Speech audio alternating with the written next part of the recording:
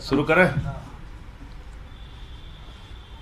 आज माननीय सर्वोच्च न्यायालय का अडानी के मामले में एक बहुत ही महत्वपूर्ण फैसला आया है। वो फैसला जहां एक और सराहनीय फैसला है, अडानी की घोटाले की 6 सदस्यीय समिति बनाकर जांच कराने का फैसला है। उस समिति में पूर्व न्यायाधीश को शामिल करके जांच कराने का फैसला है। वहीं दूसरी तरफ यह सुप्रीम कोर्ट का फैसला नरेंद्र मोदी जी की सरकार पर जोरदार तमाचा है। 140 करोड़ लोगों ने चुनकर भारत का प्रधानमंत्री नरेंद्र मोदी जी को बनाया। पूरा विपक्ष एक स्वर में मांग कर रहा था कि दुनिया का सबसे बड़ा घोटाला है अडानी घोटाला, कॉर्पोरेट जगत का सबसे बड़ा घोटाला है अडानी घोटाला। LIC में करोड़ों लोगों का पैसा डूब रहा है, SBI में करोड़ों लोगों का पैसा डूब रहा है। प्रधानमंत्री जी, JPC से जांच कराइए। पूरे सदन के सत्र के दौरान हम लोग एक ही मांग करते रहे, लेकिन एक कहावत हमने सुनी थी कि रोम जल रहा था, नीरव बंसी बजा रहा था। करोड़ों लोगों का पैसा डूब रहा था, अडानी का महा घोटाला सामने आया था और नरेंद्र मोदी जी जांच कराने से भाग रहे थे, जांच कराने के लिए तैयार नहीं थे, JPC बनाने के लिए तैयार नहीं थे। इसके पीछे कारण क्या है? इसके पीछे कारण बहुत ही साफ है, जो पहले दिन से मैं कह रहा हूं, नरेंद्र मोदी जी की सरकार ऊपर से लेकर नीचे तक भ्रष्टाचार में आकंठ डूबी हुई है। नरेंद्र मोदी जी की सरकार अडानी के साथ मिलकर देश की संपत्तियों को नीलाम कर रही है, औने पौने दामों में बेच रही है। मोदी जी ने अडानी को कोयला दे दिया, गैस दे दिया, बिजली दे दिया, पानी दे दिया, सड़क दे दिया, स्टील दे दिया, सीमेंट दे दिया, सीपोर्ट दे दिया, एयरपोर्ट दे दिया। यानी अगर पाताल में चले जाइए तो कोयला और गैस अडानी को दे दिया, आकाश में चले जाइए तो जहाज अडानी को दे दिया, आकाश से लेके पाताल तक सब कुछ अडानी को दे दिया, सब कुछ अडानी को दे दिया। और इतना ही नहीं रुके, 2.5 लाख करोड़ रुपए का कर्जा दे दिया। जब घाटा होने लगा व्यवसाय में तो 84,000 करोड़ का कर्जा माफ कर दिया। और उस अडानी ने क्या किया? अपने भाइयों के साथ मिलकर सैकड़ों फर्जी कंपनियां पूरे देश में और दुनिया में खोलने का काम किया। सैकड़ों फर्जी कंपनियां तमाम टैक्स हेवन कंट्रीज में, मॉरिशस और कैरेबियाई देशों में खोलने का काम विनोद अडानी ने किया, जो इसका भाई है अडानी का। और अकेले मॉरिशस का मैं बता रहा हूं, अकेले मॉरिशस एक पते पर 6 फर्जी कंपनियां खोली गई। उन 6 फर्जी कंपनियों की आमदनी का जरिया क्या है मालूम नहीं, लेकिन उन 6 कंपनियों के माध्यम से भारत में अडानी की कंपनी में 42,000 करोड़ रुपए लगाया गया। 42,000 करोड़ रुपए। क्या कर रही थी सेबी जब यह काला धन लग रहा था? क्या कर रही थी ईडी, इनकम टैक्स डिपार्टमेंट क्या कर रहा था जब यह काला धन अडानी की कंपनियों में लग रहा था? सेबी इसलिए कार्रवाई नहीं कर पाती क्योंकि सेबी में अडानी का समधी बैठा हुआ है। और माननीय सर्वोच्च न्यायालय से मैं यह भी अनुरोध करना चाहूंगा कि आपने सेबी से भी जांच की रिपोर्ट मांगी है, कम से कम उसके रिश्तेदार को उसमें शामिल ना किया जाए। वो रिश्तेदार अगर जांच करेगा तो कैसी जांच रिपोर्ट बना के देगा, यह समझा जा सकता है। क्योंकि सेबी तो खामोश रही है। अनाप शनाप पैसे दुनिया के देशों से, काला धन, हजारों लाखों करोड़ रुपए अडानी की कंपनी में आ रहा था, सेबी देख नहीं पाई। क्योंकि स्टॉक एक्सचेंज पे नजर रखने की जिम्मेदारी तो सेबी की है। क्योंकि वहां पर हो रहे किसी घोटाले घपले को देखने की जिम्मेदारी सेबी की है।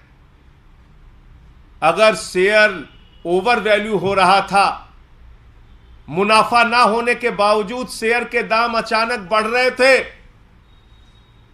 तो सेबी ने क्यों उस समय जांच नहीं की? एलआईसी का करोड़ों रुपए डूब गया, हजारों करोड़ रुपए डूब गया। एसबीआई ने हजारों करोड़ का कर्जा दे रखा है। आज जिन लोगों का पैसा एलआईसी में बुढ़ापे के पेंशन के लिए, बीमारी के लिए, बेटी की शादी के लिए लगा है, वो सारे लोग चिंतित हैं। जिन लोगों ने एसबीआई में पैसा जमा कर रखा है, वो सारे लोग चिंतित हैं। और बैंक मोदी जी डुबाना चाहते हैं, इसका एक ही प्रमाण है कि इन्होंने कहा है भले ही आपका करोड़ों रुपए बैंकों में जमा हो, लेकिन नया कानून मोदी जी ने बना दिया, वापसी सिर्फ 5 लाख रुपए मिलेगा। भले ही बेटी की शादी के लिए आपने 20 लाख जमा किया हो, बेटी की शादी की तारीख आ गई, बैंक डूब गया, तो मोदी जी सिर्फ आपको 5 लाख रुपए देंगे और कहेंगे अपना रास्ता नापो। यह कानून बन गया, नया कानून बन गया। कोई भी बैंक डूब जाए, क्योंकि मोदी जी जानते हैं कि अपने दोस्त को उन्होंने अनाप शनाप फायदा पहुंचाया है, देश के बैंक डूबेंगे, देश के बैंक डूबेंगे। नया कानून कहता है 5 लाख से ज्यादा नहीं मिलेगा। तो इसलिए यह जो फैसला है, यह भारत की सरकार के ऊपर एक जोरदार तमाचा है। और जांच एजेंसियों का दुरुपयोग विपक्ष के लोगों का गर्दन दबाने के लिए तो करते हो मोदी जी, अपने दोस्त अडानी को बचाने के लिए उन सारी जांच एजेंसियों को काल कोठरी में बंद कर देते हो, उस पर कार्रवाई नहीं करते हो। यह भी पूरे देश ने देखा।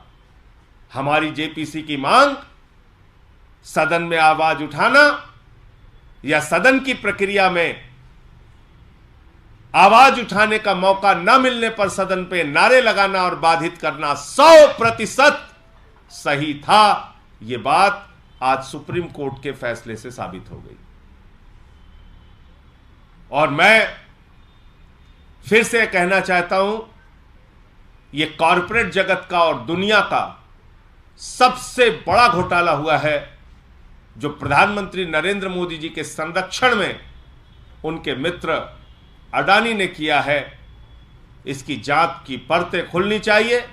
और जेपीसी की जो हमारी मांग है, क्योंकि सदन सर्वोच्च है, पार्लियामेंट सर्वोच्च है, जेपीसी की जो हमारी मांग है, उस जेपीसी के माध्यम से जांच होगी तो बहुत सारे और सच और तथ्य सामने आने में मदद मिलेगी। पहली बात तो यह अडानी को लेकर मामला था। दूसरा, एक और महत्वपूर्ण और ऐतिहासिक फैसला सुप्रीम कोर्ट ने दिया है, जो स्वागत योग्य फैसला है, जो इतिहास के पन्नों में दर्ज किया जाएगा सर्वोच्च न्यायालय के नाम से। वो है चुनाव आयोग के गठन की प्रक्रिया को निर्धारित करने का फैसला। अब प्रधानमंत्री जी, विपक्ष के नेता और मुख्य न्यायाधीश तय करेंगे चुनाव आयोग में कौन बैठेगा। आप बताइए, चुनाव आयोग तब तक इंतजार करता है जब तक प्रधानमंत्री जी की रैलियां ना हो जाएं, योजनाओं की घोषणाएं ना हो जाएं। चुनाव आयोग तब तक इंतजार करता है जब तक गृह मंत्री जी की रैलियां और सभाएं ना हो जाएं। और यह सब कुछ देखकर चुनाव की तारीखों का ऐलान करते हैं। यानी कहीं ना कहीं चुनाव आयोग की निष्पक्षता पर लंबे समय से आवाज उठ रही थी। और आज ये जो फैसला आया है कि लार्जेस्ट अपोजिशन पार्टी का एक मेंबर होगा, प्रधानमंत्री जी स्वयं होंगे और मुख्य न्यायाधीश जी होंगे, वो लोग मिलकर चुनाव आयोग का गठन करेंगे। ये एक अच्छा बेहतरीन फैसला है और इससे चुनाव आयोग की निष्पक्षता को कायम रखने में, भारत के लोकतंत्र को मजबूत करने में, भारत के संविधान को मजबूत करने में मदद मिलेगी। आपके कोई प्रश्न हो? आपने जेपीसी की मांग को लेकर बोला, तो क्या इसमें से संतुष्ट आप लोग नहीं है? जेपीसी की मांग को लेकर सदन के अगले सत्र में जो 13 तारीख से शुरू हो रहा है उसमें भी आवाज उठाते रहेंगे? देखिए, जेपीसी की मांग जो है वो पार्लियामेंट की मांग है, पार्लियामेंट के सदस्यों की मांग है। जेपीसी की मांग से सुप्रीम कोर्ट की जांच में कोई अंतर नहीं आएगा। जेपीसी तो पार्लियामेंट की होती है, भाई एक ही चीज, एक ही घोटाले की जांच सीबीआई भी करता है, ईडी भी करता है। ये तो मोदी जी ने सिखाया है। तो इतना बड़ा महाघोटाला हुआ है, सुप्रीम कोर्ट भी जांच करे और जेपीसी भी जांच करे। अरे अब तो शर्म करके जेपीसी बना दो, अब क्या दिक्कत है भाई? अब तो शर्म करके जेपीसी बना दो, अब तो सुप्रीम कोर्ट ने भी कह दिया। तो ऐसा नहीं है कि जेपीसी बनाने का या जेपीसी के गठन करने की कोई प्रक्रिया इस फैसले से बाधित होगी, कतई बाधित नहीं होगी। आज प्रधानमंत्री जी चाहे जेपीसी बना सकते हैं। ये जो नई कमेटी बनाई गई है, क्या इसके बाद विपक्ष के तमाम जो सवाल थे सीईसी को लेके और इलेक्शन कमीशन को उसके रोल को लेके वो खत्म हो जाएंगे, या फिर सीबीआई डायरेक्टर का भी अपॉइंटमेंट इसी तरह की कमेटी से होता है, वहां भी आपके सवाल बरकरार रहते हैं? देखिए ऐसा है कि जो सरकारी नियंत्रण था, यानी सरकार जिसको चाहती थी बिठाल देती थी चुनाव आयोग में, कम से कम इस फैसले से वो बात खत्म होगी। अब इसमें विपक्ष भी शामिल हो गया और मुख्य न्यायपालिका भी शामिल हो गई, मुख्य न्यायाधीश भी शामिल हो गए। तो कहीं ना कहीं जो एक सरकारी नियंत्रण था चुनाव आयोग के गठन में, वो खत्म होगा इससे। विपक्षीयता की मांग फिर शुरू की है। बीते दिन चेन्नई में तमाम विपक्षी दलों के जुटे थे और मल्लिकार्जुन खड़गे ने वहां से एक तरह से अपील की कि सभी विपक्षी दलों को एक साथ आना चाहिए। डीएमके का उन्होंने उदाहरण दिया कि जब भी डीएमके साथ में चुनाव लड़ा कांग्रेस के, वहां पे कांग्रेस पार्टी की सरकार बनी। तो क्या आम आदमी पार्टी के देखिए ऐसा है कि विपक्षी एकजुटता का एक आधार होना चाहिए।